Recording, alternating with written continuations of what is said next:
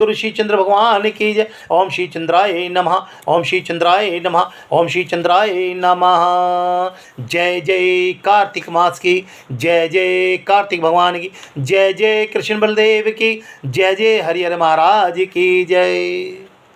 कार्तिक श्रेष्ठ मास है और दर्शाते हैं कि कार्तिक मास के विषय में एक बार स्वयं ब्रह्मा जी ने दर्शाया है, कहा है कि कार्तिक मास भगवान विष्णु जी को सदा ही प्रिय है। इस मास में भगवान के निमित्त जो भी कुछ पुण्य कर्म किया जाता है उसका नाश नहीं होता।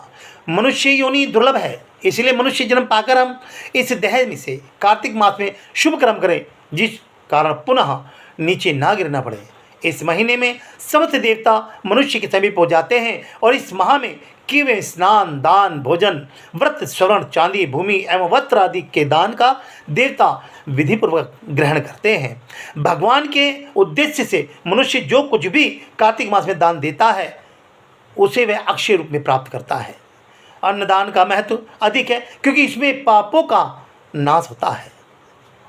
दान करने में असमर्थ मनुष्य यदि प्रतिदिन प्रसन्नतापूर्वक भगवान के नामों का स्मरण भी करता है और कर ले तो इस मास में गंगा स्नान के तुल्य माना जाता है और कार्तिक मास की कथा को पढ़ ले तो वह अनंत पुण्य का भागी बनता है। इस मास में भगवान की प्रसन्नता के लिए शिव या विष्णु के मंदिर में अथवा किसी भी मंदिर, देव मंदिर में जागरण कीर्तन करें, स्वयं दीप दान करें या दूसरे के जलते हुए दीपक की रक्षा करें। तुलसी और आंवले के वृक्ष को भगवत स्वरूप मानकर उसका पूजन करें तो इससे भगवान का सारूप्य मोक्ष प्राप्त होता है। कार्तिक मास में भूमि पर सोने वाले के पाप युगों के लिए नष्ट हो जाते हैं। अरुणोदय काल में जागरण करके गंगा में अथवा किसी भी जलाशय में गंगा की भावना करके स्नान करने से मनुष्य करोड़ों जन्मों के कल्मशों को धो डालता है। गोविंद गोविंद हरे मुरारी, गोविंद गोविंद दामोदरी माधवेति, गोविंद गोविंद रंता गणापाणे, गोविंद गोविंद दामोदर माधवेति। अर्थात कहा गया है कि इस प्रकार से संपूर्ण कार्तिक मास में प्रतिदिन भगवान का कीर्तन गायन करें। जो मनुष्य कार्तिक में प्रतिदिन गीता की जी का पाठ करता है उसके समान कोई भी पुण्य नहीं है। 7 समुद्रों तक की पृथ्वी को दान करके जो फल प्राप्त होता है वह कार्तिक मास में स्नान व दान का है, क्योंकि ये संसार के अन्न के आधार पर ही जीवित रहता है। अतः कार्तिक में अन्नदान सर्वश्रेष्ठ माना गया है।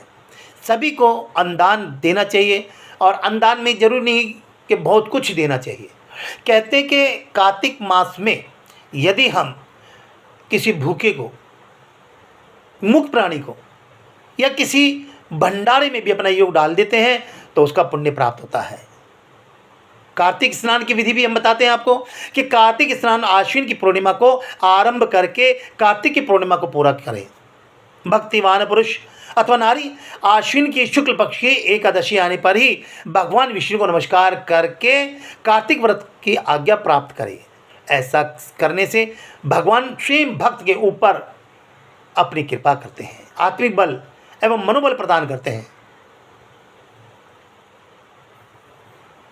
कार्तिक व्रत करने की सद्बुद्धि भी वे प्राप्त करते हैं और उन्हें कार्तिक व्रत का जो फल मिलता है वो भगवान के आशीष से प्राप्त होने लगता है।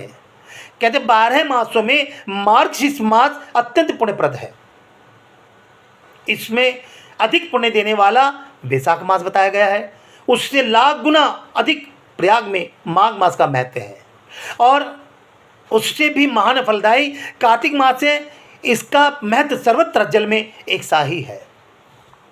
एक बार जब सब प्रकार के दान, व्रत और नियम तथा दूसरी ओर कार्तिक का स्नान रखकर जब ब्रह्मा जी ने तोला तो कार्तिक स्नान का पलड़ा भारी रहा। यह व्रत भगवान श्री कृष्ण को बहुत प्रिय है। आश्विन की पूर्णिमा से लेकर कार्तिक की पूर्णिमा तक भगवान की प्रसन्नता के लिए प्रतिदिन इस गंगा स्नान करना चाहिए। देवी पक्ष अर्थात आश्विन शुक्ल पक्ष की प्रतिपदा से लेकर कार्तिक कृष्ण चतुर्दशी कि महारात्रि आने तक भगवती दुर्गा की प्रसन्नता के लिए स्नान करें।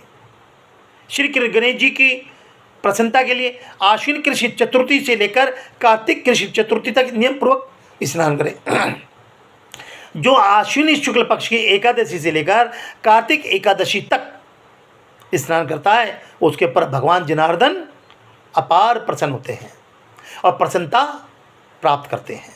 जो दूसरे के संगवश या बलात् अनजाने में भी कार्तिक मास स्नान का नियम पूरा कर लेते हैं उन्हें कभी यम यातना नहीं सहनी पड़ती। कार्तिक मास में तुलसी के पौधे के नीचे श्री राधा कृष्ण की मूर्ति का निष्काम भाव से पूजन करना चाहिए। तुलसी वृक्ष के नीचे राधा कृष्ण का। तुलसी के अभाव में आंवले के वृक्ष के तले पूजा करनी चाहिए। स्नान करने का नियम यह है कि जब 2 घड़ी रात बाकी रह जाए। स्नान का तत्व जानने वाले मनुष्य ने 4 प्रकार के स्नान बताए हैं। पहला वायव्य, दूसरा वारुण, तीसरा ब्रह्म और चौथा दिव्य। वायव्य स्नान को कहा गया गोधूलि से किया हुआ स्नान वायव्य स्नान कहलाता है। और वारुण समुद्र आदि के जल में स्नान किया जाए तो उसे वारुण कहते हैं। और ब्रह्म वेद शास्त्रों के उच्चारण पूर्वक जो स्नान होता है उसका नाम ब्रह्म है स्नान बनाया गया है। दिव्य मेघ अथवा सूर्य की किरणों से जो जल अपने सिर पर गिरता है उसे दिव्य स्नान कहा गया है। ब्राह्मण क्षत्रिय वैश्य को मंत्रोच्चारण स्नान करना चाहिए। स्त्री और शूद्र के लिए बिना मंत्र के लिए किया गया स्नान का विधान है। प्राचीन काल में श्रेष्ठ तीर्थ पुष्कर में कार्तिक मास में पुष्कर स्नान करने से व्याघ्र मुनि से राजा प्रभंजन मुक्त हुए थे। नंदा भी कार्तिक में पुष्कर का स्पर्श पाकर परमधाम को प्राप्त हुई थी। अतः जो भी श्रद्धावान कार्तिक में प्रातःकाल स्नान उठकर करता है वह सब पापों से मुक्त होकर परब्रह्म को प्राप्त कर लेता है। ये था आज का प्रथम दिन का जानकारी।